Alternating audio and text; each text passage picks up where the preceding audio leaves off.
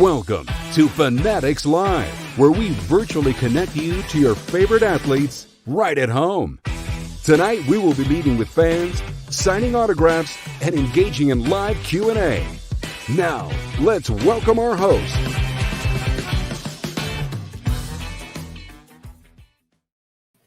Welcome to another episode of Fanatics Live. This is episode 2 for the day. My name is MC, and I'm happy to be back in the hosting seat, continuing to bring your favorite athletes to you right at home.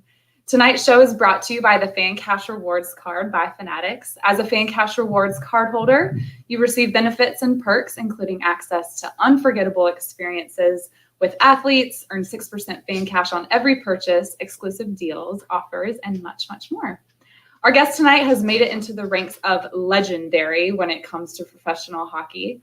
With 18 seasons under his belt, he ranked as one of the 100 greatest NHL players in history. There's only 100.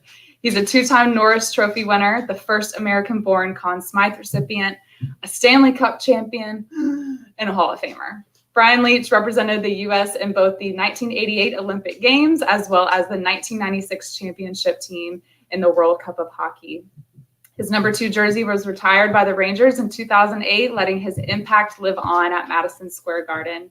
We have a packed show tonight full of Rangers fans dialing in live, and they're super excited for an opportunity to talk with the man Mark Messier claimed to be the greatest Ranger of all time, Mr. Brian Leetch. How are you, Brian? Hi, MC. You make this seem like it's very easy. Obviously, this Zoom and all this virtual get-togethers are easy.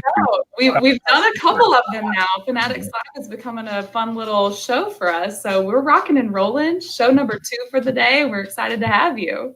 Yeah, thanks. I'm happy to be here. But this is new for me. As you get older, you fall behind technology-wise. So I'm barely hanging on right now. No, you're adapting well. You don't look phased whatsoever.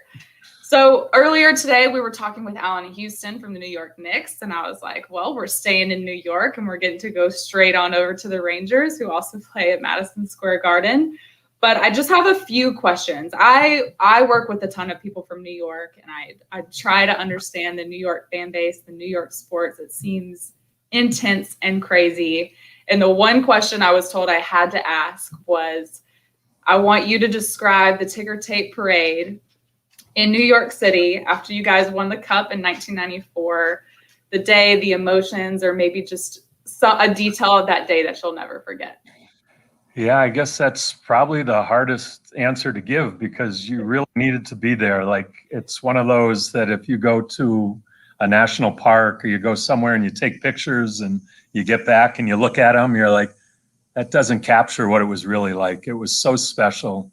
Every one of the guys that was part of that parade, from management, family members, players, all the way through.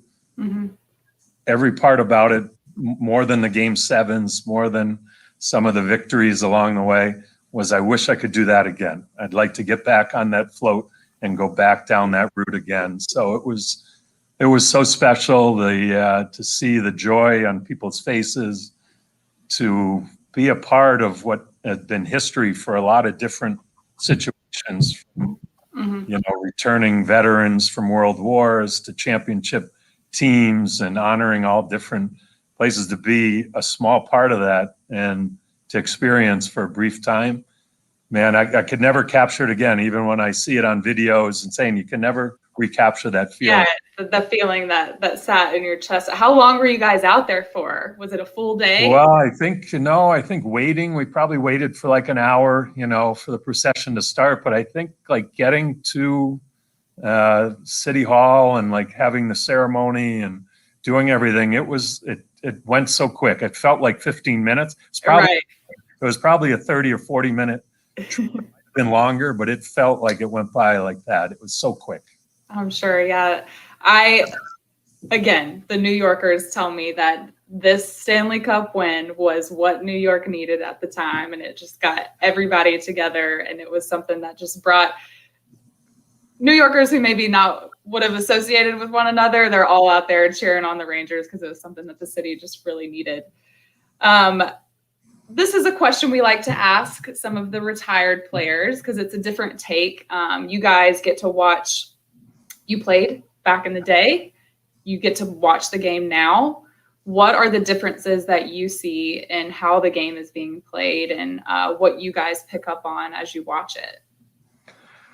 So I played 1 year when they changed a lot of the rules about the hooking and holding and a lot of the infractions that were allowed through my career of slowing the game down. And lots of top players, from Mario Lemieux to Brett Hull, complained about that. And they finally did something about it and had some new rules. So I was on my way out. So the old rules actually helped me. The new rules actually hurt me because you did have to stay, you had to be able to skate. You had to keep up with the flow of the game and move the puck. And so I'd say that is one thing that's changed, is the amount of limiting guys being able to skate full speed, being able to make plays has changed. And then the goaltending has continued. The athletes that are in goal now went from being 5'10", 5'11" to 6'2" to 6'5", and the equipment's gotten bigger and the skill levels improved. So you've got better goaltending. There's more video involved, so there's more scouting. Right. So thank goodness the rule changes have allowed the game to continue to be an up and down fast game and to evolve that way. But it's still a difficult game to score in and to create chances. Yeah, I mean, you gotta adapt. So I guess as the players get bigger, the equipment gets better, the film, the studying gets better. You gotta adjust the rules to make it fair. The new rules too have allowed for smaller players outside of the goal to, if they're skilled, to be able to play. So there's great players that are small. You look at our guy in New York with Artemi Panarin, and what a huge guy, and he's one of the dominant players. Making moves, yeah. Yeah, he can hold on to that puck. He can create space. And, Marty St. Louis, who came through New York and had that run to the finals, a small player that played in both sides. But it has allowed the opportunity for a skilled, smaller player now to find his place in the NHL too. Speaking of current players, you were mentioning some young guys that are on the Rangers as of now, but who do you really enjoy watching play? Maybe not on the Rangers, just in general, who's in the league right now? Well, I guess, because I am doing an advisory role with the Rangers and I do work with them, so I see every one of their games. But right. From that view, is as a defenseman, is watching Adam Fox for sure. The way he sees the game, the plays he makes. Very similar to the way I looked at the game. And so some of the small passes and the little body positions is fun for me. But then all the top guys, Nathan McKinnon, McDavid, there's such a group, Austin Matthews, there's a group of young players, thank goodness some Americans and not all Canadians is great to watch. And those are the players that continue to be great ambassadors for the game too, just like Gretzky was, just like Messier was, Lemieux, Crosby is doing now too. But they seem to understand their importance with the game and doing the right things off the ice, and as well as just putting a show on the ice that I enjoy watching. Yeah, it's pretty challenging. We met with Capo Caco, and his birthday's coming up. He was turning 20. It's like, wow, these guys are young, and they're carrying a lot on their backs. And it's not just them; it's the team, it's their reputation, it's their image. It's a lot to put together, but it's still exciting to see them succeed and let the young bucks out there and show off a little bit. It's fun. Yeah, and the interesting thing is, David Quinn, our head coach, has come from a college coaching experience. And we were talking, in the past year or two, I'm friends with those guys just from growing up with them and playing with and against them for a long period of time, from high school all the way through, that some of the teams he coached were about the same age or average age older than the current Rangers team or the team, because you get overage players in college and you have some juniors and seniors in college that have played before they got to college, and they're 25 years old, they're 26 years old. So it skews the whole average age. And So it's amazing that our team, especially, we're the youngest team in the league, the Rangers, that there's college teams that average age is either a little older or right above. It's amazing. That is pretty wild. Okay, I'm done. I'm sure I'll find a way to ask more questions during the midst of this show, but I do want to pass it on over to our live fans who are dialed in. We have some people that are going to ask you some questions. Check something off the bucket list. All of them, it's like, I've never gone to talk to Brian Leetch. I want to talk to Leechy. So we're going to give them the floor. Up first is a guy who's not a stranger to Fanatics Live. He's on the show quite often, but we love him. His name's Ed. He's calling in from Queens, New York. And he said he became a fan of you, Brian, because you reminded him of Bobby Orr. And at the time, Bobby Orr was his favorite. So it was an easy transition to cheer for you and root for you. And he told me he'd play goalie if he was given the opportunity to play in the NHL. He just says pure body composition. He felt like he would cover a large part of the goal. So we'll bring on Ed. Hey, Brian, it's good to see you again. I got 90 seconds to bond with you, brother. I know Richter really well. I know Messier really well. So we got to start bonding. So the last time I wore a suit pre-pandemic, there we are, right? So that's number one. Number two, this is my Ranger shrine right over here. I don't know if you can see it, the Core 4 puck that I got. I'm wearing the Ranger jersey rather than a suit. Every time I see you, I normally wear a suit. So it's good to see you again. Ed, I think I got a glimpse of the picture you wanted me to send. Time. And the picture, like, I really like it because I'm like 15 pounds lighter. And that was retirement photo too. So I really like that photo that you had. That's the 20th anniversary. I went to the 20th. I went to the 25th. I'll tell you a quick story, then get to my quick question. I Ranger season ticket holder in '94. Kenny Munoz gave me tickets. The lawyer gave me season tickets. I'm at every game. I'm going to Game 7. I'm as excited as can be. Clients come from Canada, and my boss makes me sell my Game 7 tickets. I mean, Jesus. But they gave me second row, fourth row tickets to every concert. Floyd, the Stones. I'm sitting at those concerts cursing the whole time. So Richter and Messier always make fun of me.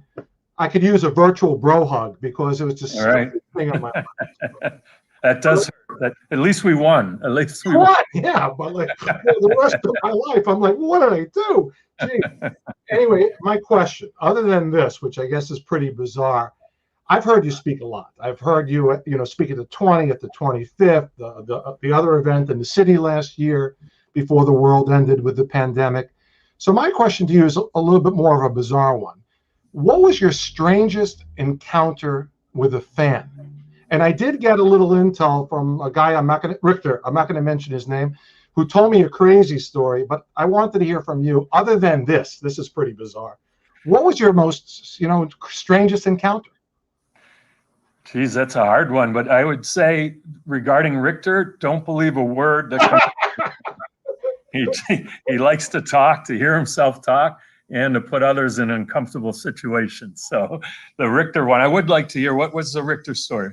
It involved a hospital room and a fan wandering into your room. Yeah, I don't know. I was probably on painkillers, and if it was probably Mike, if that was true. Now, Mike's a good man. Mike actually visited a Ranger fan that literally was pronounced dead. It came back to life. And Richter, we've been helping him with his company, Brightcore, getting some clients. And stuff like that. Right. He went, and he spent an hour in the hospital. And it was during that hour, he said, I got a great Leech story. And he told the story, and I'm like, oh, boy. But don't mean to embarrass anybody, but there was, it's kind of Mike, I mean, that was the one thing about that team is we had such great guys, and Mike and Adam and Mark and Bookaboom, and we all still stay in touch, text and emails and stuff. But I'm trying to go through my mind and come up with something. No, you don't have to. Look, this is pretty weird. Here's MC. We're gonna. Yeah, this is like different. We'll just say, Ed, you win #1 spot for your own question.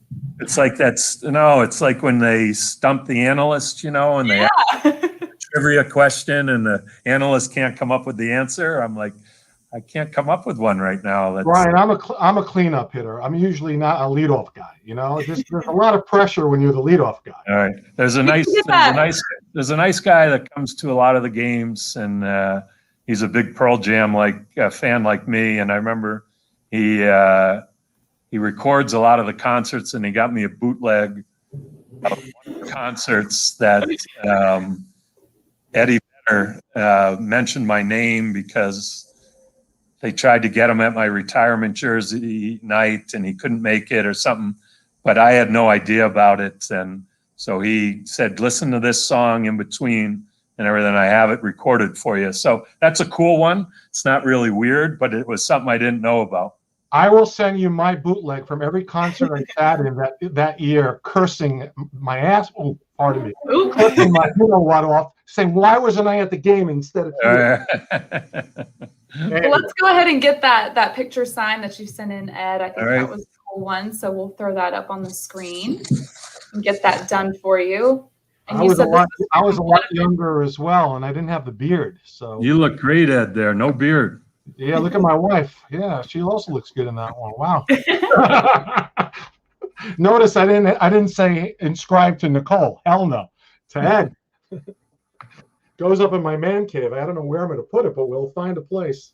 Yeah, I feel confident that you'll find a spot for that one, Ed. So we appreciate it. Yeah, Brian, I'm glad you're well. It was great seeing you at the last live event before the pandemic and to see you virtually. And this is great. This is a great opportunity for us to talk live without a whole crowd swarming. I love it. For sure. So thank you, Ed. Yeah, thanks, Ed. I appreciate it. And great room. And keep the faith. We'll be back in MSG. I haven't even been there, obviously. And I can't wait to be back in myself and watching the games. Well, look forward to seeing you down the road for sure. And MC, you're great. And we got to sing More Than a Feeling at some point together. Okay. We will do virtual karaoke at some point, but I'll see you later. Thank you, Ed. All right. Up next, we have Frank and Robert. They're calling in from Latham, New York. And they can't choose their favorite thing about Leech. So they're just going to go with the entire career. I think that's a pretty good answer. They say the best part about game day at Madison Square Garden is the national anthem, which I'm sure gives you chills every time. So let's bring on Frank and Robert. Hey. Hi, guys. Mr. Leech. Hi. How you doing? We're doing great. How are you? I'm doing fantastic. I think Ed's going to be a tough act to follow. I think you guys will be fine. So, I've been a Ranger fan my whole life. And I remember being at a game in your first season when you made some great plays and the crowd started chanting USA, USA. 94 for me was, for most Ranger fans, was great. But the whole spring was great because of what happened with the Knicks too, even though they didn't end up winning. It was just, I still remember that. I was 20 years old at the time, and you guys gave us a lot of joy that year. So much so that I still remember when you won the cup. We were in a bar in Manhattan that we were not fortunate to have any tickets to any of the playoff games, but we went to a bar in Midtown for most of the games with a large group of people. And when you won the cup, I was standing next to my father, who's thankfully still with us, and he turned to me and he said, "Now I can die in peace." So thank you for that. Yeah, those are great memories. I like when you brought up the USA. I remember I played in the Olympics in Calgary in '88 there, and came right from Calgary, and I flew back to Connecticut and grabbed my stuff. And I was overwhelmed, going to the Rangers, and I couldn't, it was one of those dreams that seemed so far out in the future when I was young, like it was not even reality. And then once I got drafted and, made the Olympic team, I realized that I'd get an opportunity to at least try out for the Rangers. And the fact that I was being thrown right into the lineup and putting a jersey on, 3 or 4 days after having the USA jersey on, I thought that was so special, like wearing that jersey for 8 months, USA. Now I had a Rangers jersey on, and I remember the same thing. Like the team was doing well, there was some fights, and then I got an assist, and the crowd started chanting, and I'm like, oh my gosh, this is overwhelming. I couldn't believe the whole experience. So that was like 17 games that year until the following year, the rookie year, and by then I was at least comfortable and kind of understood a little bit of what was going on. But the beginning of your career, you remember pretty much every moment for the first 1, 2, 3 years. And then you have a group of years that just kind of blur together. And then when you realize you're getting near the end, remember a lot of those moments, towards the end of your career too. Well, I feel like this show's turning into story time. It's great. So unfortunately, we don't have time to ask that question, Frank. But I think that what you got right there was even better, just hearing about that experience and getting to talk to Brian about your experience as they won the Cup in '94. So Brian, we can go ahead and get that jersey started. Ed was a one-off. He had sent in a photo, but we are going to get some classic Rangers jerseys autographed for you guys. So take a look on the screen. You can see it signed up close. And the Podge is my dad, Brian. That's our nickname for him. Yeah. Aw. He'll be 75 this year, so we're going to give him that jersey for his birthday.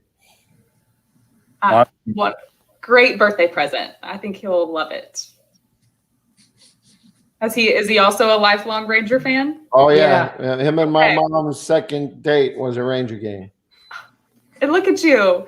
You're a Ranger fan. Robert's a Ranger fan. I like it. We're passing it mandatory. down. Yeah. Well, thank you guys. Say bye to Brian, and thanks so much for dialing in. Thank you. Yeah, you got it. They were awesome. Good stories. Good stories. Up next, we have another group. We have Dave, Lucas, and Alex. They're calling in from Seaford, New York. I hope I said that right. He always appreciated you, Brian, for the class that you showed on and off the ice. You weren't an in-your-face player, but you played the game well, and you handled yourself very well off the ice as well. And he set a goal for himself to run a half marathon, and he did it. So we're going to bring on Dave and catch up with him. All right, Dave, what question do you boys got for Brian? Hey, Brian, how's it going? Hi, Dave. Good. Dave, how old were you when you ran the half marathon? 39, 38. Yeah. She's good for you. I think running's the worst thing ever invented. Yeah, it definitely takes it takes a little self-will to will yourself through it. Yeah, good for you. Congratulations. Thanks. But my question to you is, throughout all the time that I played sports and the kids played sports, one of the important things to us was, all the camaraderie with your other teammates. And sometimes you're having a rough game. And I just was thinking, like, what was the funniest thing that ever happened in between a period, or, one of your teammates that just, broke the tension in the room. And I figured I always like hearing good stories about funny stuff that athletes do, because athletes are pretty crazy, and they tend to have some pretty good stories about this kind of stuff.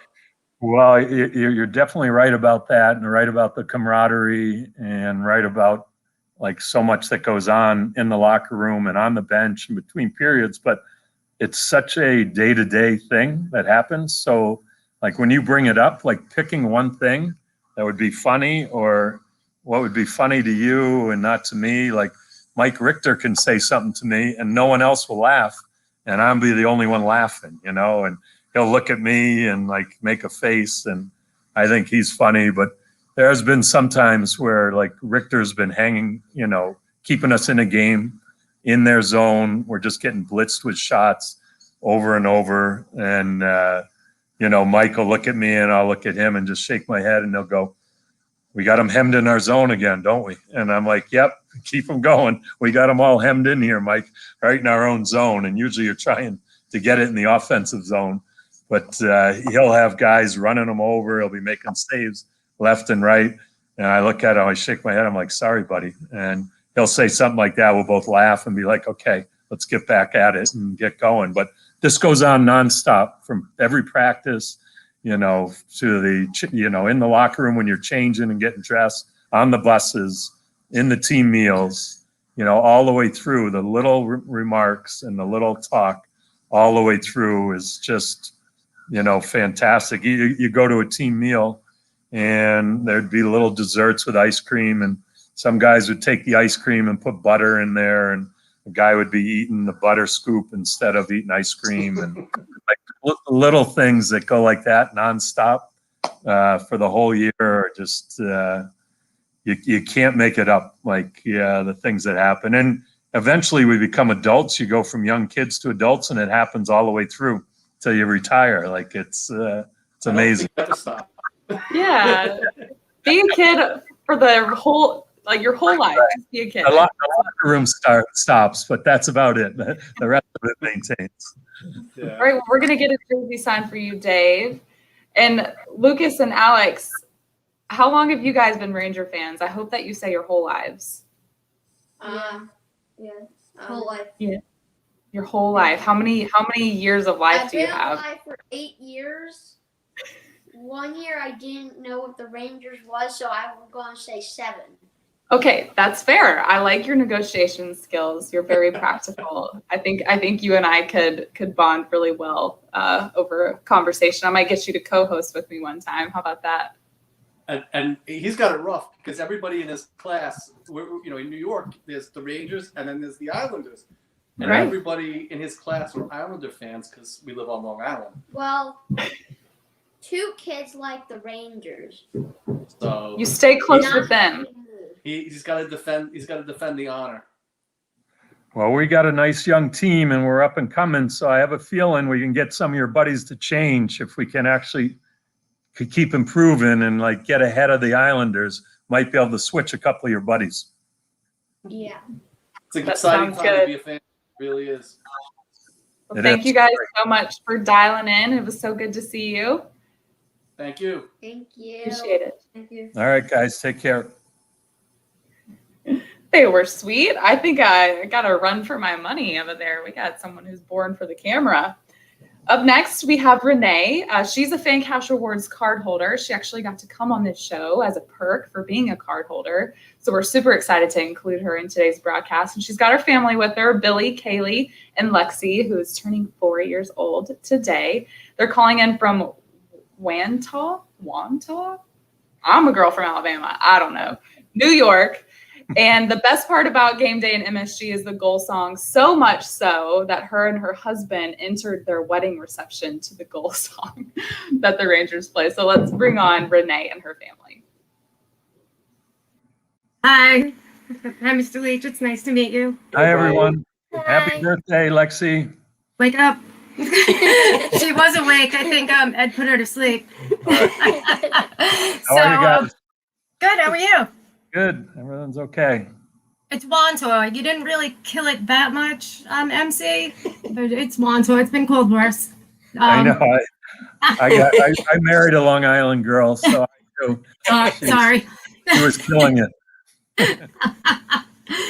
So my question to you is, what was the first thing that went through your head when you realized that you had won the Stanley Cup? Every emotion you can think about. Some of it definitely was relief, that we'd gotten to where we wanted to. All of a sudden you felt this, almost like this overwhelming tiredness that hit you because emotionally, all of that just started to fade away and you realized some of the physical tiredness that you felt. And then certainly the joy and the disbelief and it's kind of awe when you looked around at all the Ranger fans and the expressions on everybody's face and the excitement and euphoria that was going on in the stands around you. Because we knew, I had been there 5 years, 6 years, and I knew the people that had passed their tickets on from their grandparents to their parents to their kids. And they were a part of this 54 years of not winning and getting close. And I knew when I looked up and saw the reactions, what a lot of people were going through, because they told me about it. but to actually see it on people's faces in the stands was very, very humbling and very, enjoyable thing to see, along with how happy you are with your teammates to get to the level that you finally wanted to be at, is that's winning the cup. So all the emotions like wrapped into like 2-3 minutes, like when they talk about things going on so quick, that was all going on in like seconds. All those emotions were going on. That sounds That was incredible. awesome. Were you guys there? Did you guys get to see it? Not live. I was in my friend's basement watching, and my head went through the drop seal, and my friend picked me up and put me through the drop seal. I'm sure it's funny how everybody can remember the exact moment where they were when that happened. So I think that's awesome. Let's get that jersey signed for you guys. We have. Thank you so much. Yeah, thank you so You much, got it. Brian. Thank you guys. Yeah, well, I'm sure Thank Lexi you. one day she'll watch this back, and this will be the the embarrassing family video. But it's hysterical right now, so I love it. Thank you, MC. Cupcakes. We were trying to That keep her usually from works. telling her about cupcakes, but it stopped working. Well, this is made for wonderful show content. So thanks so much for dialing in, and thanks again for being a Fan Cash Rewards card holder. We're glad that you got to join in today's show. Thank Yeah, you. thank you guys. Thank you, Brian. Thank you, Brian. Thank you, Have a good night. MC. Well, that's a first. I agree. I think Ed did it. I don't think you did it, Brian. I think Ed was the one. Up next, we have Gary and Julianne. They're calling in from Suffolk County, New York. And one of the greatest accomplishments he has done so far in his life is becoming a New York City firefighter. Kudos. Thank you for your service, Gary. And he's been a Ranger fan all his life. So I'm sure he's very much excited for this opportunity to ask you questions. So let's bring on Gary. Hi, Brian. How are you? Hey, Gary, I'm doing well. How you doing? Who you got there? I have Juliana with me. She's 10 years old, and we're both big Ranger fans, obviously, my whole life, and hers as well. Hi, Juliana. I got to say, just watching you skate up and down, carrying that puck was incredible. What you did for the Rangers and winning that cup was just incredible. Thank you. Yeah, you're welcome. I believe me, it was a good year for me too. Yeah, it was special. We had a great group of guys, and memories that we'll certainly have forever. But be able to share it with so many people in New York, what an added benefit to the diehard fans. So it's like you, Gary, that going to run into people for the rest of my life that were part of that run. Yeah, just absolutely incredible. And a couple of years ago, we had met you coming out of the garden after a game, and you were nice enough to stop for a picture with Adam Graves, with Juliana, myself. And I just wanted to say thank you. That was very nice of you. You got it. You're welcome. And the team this year, I mean, I know they're very young, and we need a lot of patience. They did play better the last couple of games. I was wondering, my question to you is, I thought maybe they need another defenseman. Maybe I'm wrong on that. Do you think there's someone they can pick up via a trade that would really impact them? Well, I would say here's my outlook on the team, is I think our goal is to win the Stanley Cup again, right? We haven't, I hope so. we've only won once, since 1940.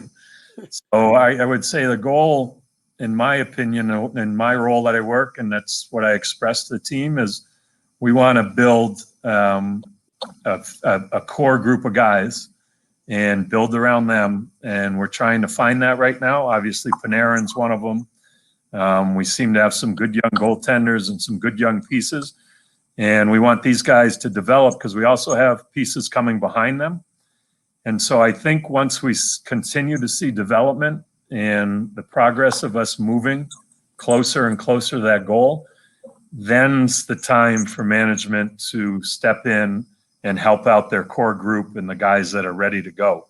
But I don't think there's, I don't think it makes sense for us to try and jump ahead of that. I think that's one reason we may have only won once since 1940, is trying to always jump ahead.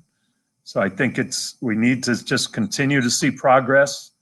We want to win. The coaches want to win. Management wants to win. We want to get in the playoffs. I think it's a great learning experience for the young players to get in the playoffs. But we also want to build the foundation so that each year we get in the playoffs, we believe we have a chance to win the Stanley Cup. So I'd say right now we're progressing, but we're not there yet. So any move you make, in my opinion, is to help for that foundation being built. You know, if it happens this year, great. But that player is being brought in not just for this year, but for the coming years to get us to that point. So that's the way I look at it. I think management's going about it in a similar way. They know how important winning is for the Ranger fans and to the players and the development of the players. So it's not something that they're not aware of, but that's my view, is that our goal is to actually win it all, not just to get in the playoffs every year. It's to always have a chance to win it again and go through everybody again that's younger to what we were lucky enough to go through in '94. I got you. Yeah, it's definitely about building a foundation and looking forward to the future. Of course, everybody wants to win the cup tomorrow. Every team wants it, but if you look at the '94 team, had Richter, who was drafted, myself that was drafted, Graves, who was the same age as me. So there was a core group there that then they brought in Messier. Then they started adding pieces around that. And we still, for all that group, we only got to one finals and only won one cup because we did start to move pieces around after we did that. So, there's no right or wrong way. That's just my opinion about the way to build it for continued success and to give you the best opportunity to win. So just stay the course and see what they bring, the new players. Yeah, but I'm with you, and the coaches and management are too. We want to win. Like one goal losses are not fun. Like I will not be happy tonight if we. Well, let's get that jersey started for you, Gary. I'm sure that this will be a wonderful addition to any other jersey collection you may have, or maybe this one is going to be the first one that gets hung up on your wall. But we're glad that you got to join us today and that Juliana got to come on as well. So thank you guys for dialing in. We appreciate it. Well, thank you. And thank you, Brian. I appreciate it. Looks beautiful. Yeah, thanks, you guys. I appreciate you dialing in, and stay healthy and be safe. And like I told those other guys, hopefully we're back in the Garden and we're all back to watching games live shortly. Yeah, I can't wait to get back there. Thank you again. All right. Bye, Juliana. Okay, we got just two more fans. Joey's gonna close us out with the live meet and greets. He's calling in from Boca Raton, Florida. So what's up? I'm just a little bit south of you right now. If he could play any position, it would be forward. He's actually played that position his whole life. And he said he has worn number 2 on his jerseys ever since he could remember. And Brian Leetch, you've always been his favorite. So let's bring on Joey. Let's ask your question. Hey, Brian, how are you? Joey, I can't believe I haven't run into you down there. I'm in Deerfield a lot. Oh, I work in Deerfield, right off 10th and Military. All right. That's so funny. But yeah, no, like you said, I've been a fan my whole life. I grew up watching you. I wore number 2 my whole life, and then my older brothers would always wear 11 and 27. So all a bunch of Ranger fans, pretty much our whole lives. It's an honor to actually speaking with you. Oh, it's great. I didn't want Lexi to feel bad because my guest fell asleep also. We got Shocky down there somewhere. Yeah, no. So my question would be, basically, aside from hoisting the cup, what would be, I guess, one of your favorite moments from that run, whether it's celebrating with the guys afterwards or maybe just something that happened in the locker room, like a speech at one of the intermissions, just like one memory that really stuck out to you during the run? Well, we had such like you said, each series was different. So, beating the Islanders, even though we won in 4 straight, each one of those wins, we didn't go in thinking that we were going to necessarily win that game or sweep that series. So each game was special that we won and preparing for the next one. So getting through that. Washington, same thing. And then I guess the New Jersey series, the Matt Toe goals, definitely, for him to get a couple of overtime winners, double overtime winners, and the character that he is and was, and how important we knew everybody on the team was. So I think, him being able to come through at that moment when people were probably saying, is it going to be Graves that scores, Kovalov that scores, or, who's going to get the winner? And to see, we knew how important everybody was, even the guys that weren't skating and they were practicing with us. So to see him be rewarded with, key goals for us and to get us over the hump into the Stanley Cup Finals, definitely one of those moments that stands out to me. Awesome. Perfect. Yeah. Definitely some key moments there. Yeah. It's about, of course, winning the cup was, the large memory that plays in your head, but I'm sure you never forget the journey of how you got there and all those little moments that led up to that. So great question, Joey. We'll get that jersey signed for you as well. Where are you gonna put this one? I got a little man cave in the next room there. Okay. It'll be on the wall over there. That'll be a great addition. So we're glad that you got to join us today, and we appreciate you dialing in. It's been a fun show. I feel like I know everything about Brian Leetch now.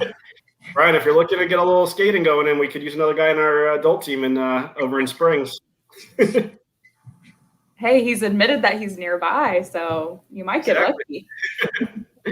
We could always use another defenseman. Yeah, I don't know, like right now, how much good I'd be. I might be good in the locker room after. I'd chill the beer and put the ice on for the guys. And we always need that guy. We'll take it. I'd hand them out as you guys came off. Say, good job. That would be perfect. Thank you, Joey. We appreciate it. Thank you. That's awesome. Well, I think Joey's got a new member of his men's league team. I'm sure he's very excited about that. And as we wrap up, we got one more FanCash card holder. They're not dialing in live, but they did get to record a video. And this kid, again, I got a lot of kids coming after my job. This kid's great in front of the camera. So let's see what George wants to ask you. Hi, my name is George, and I'm from Long Island. And I wanted to know what it felt like to be the first American-born player to win the Conn Smythe. That's a good question, and interesting answer, because at the time when I was tapped on the shoulder and after Game 7 of the Canucks series, and they said you need to go up and receive the Conn Smythe Trophy, I went over to Mark Messier and said to him, Mark, can the whole team come up and accept this, because this is a team award, it's not one person. And Mark had already been to the finals. He'd won 5 Stanley Cups. He'd been to the finals 6 other times or 7 other times before this one. And he goes, no, you got to go up there. This is the way they do it. Get going so we can get the cup. And so I went up there and received it. But for me personally at the time, it could have been, Mark Messier, Mike Richter, Adam Graves. And, as a guy, as a teammate, how important everybody was, to Matt Toe's goals, to every single person all down the line, how much they meant. But as you look back on it, very proud. I got to represent the United States in multiple tournaments from when I was 16 years old all the way till I was in my 30s through Olympics and World Championship. And it meant a lot to me to represent my country and to put on that USA jersey. So to become the first American to get that award, thank goodness there's been multiple players, Americans, that have won that since then. And we look forward to many more, hopefully being part of Stanley Cup winning teams. But it is a nice thing to look back on. It's a nice thing for MC to bring up, for you to bring up, to have my name attached to it. So I'm very proud of it now. But at the time, I wanted the whole team to be a part of it, because I know it's not one person's award. Right. It's hard, but obviously you deserved it and everybody agreed. So congratulations again. I know that was a long time ago, but like you said, it's still something that is cool to bring up and cool to relive. So thank you, George, too, for asking that great question. That was awesome. Thanks, George. Okay, we're done with the fans. Before we wrap up, I know we're running a little long, but like I said, this turned into like a great little fireside chat. I feel like we all need to crack a beer and just be best friends. But we are going to just roll one short clip from our sponsor before we end things. So let's roll that clip. Introducing the FanCash Rewards Credit Card by Fanatics.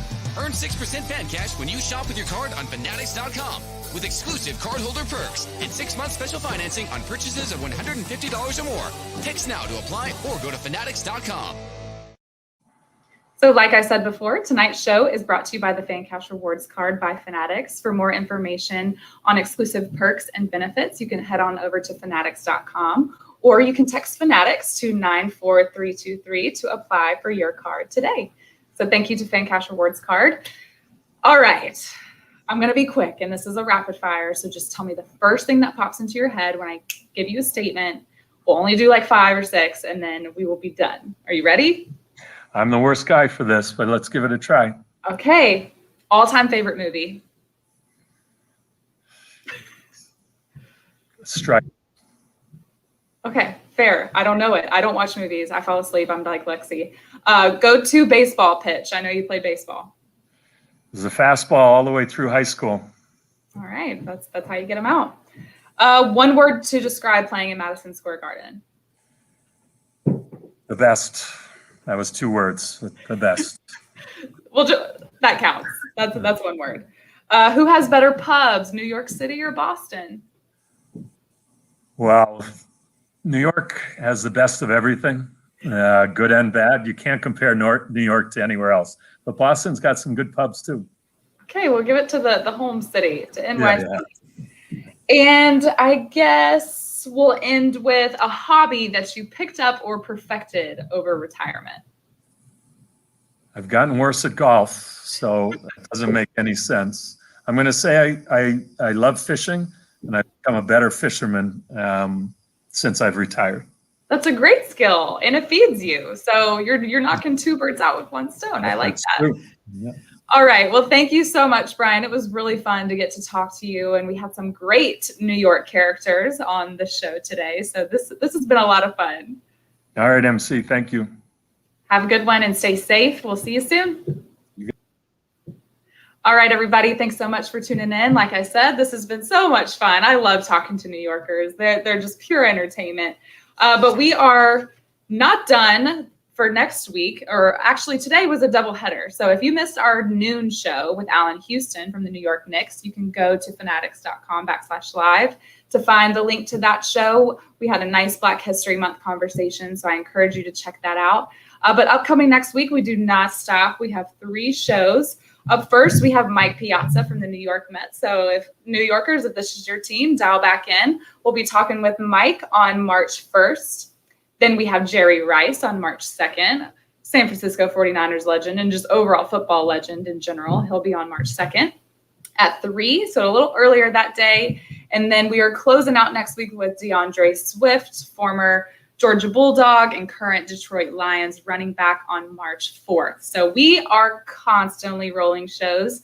We encourage you to check back on fanatics.com/live, like I said, to learn how to get involved. And if you want to check out any of our previous shows or see what's upcoming, that's where you can find all that information.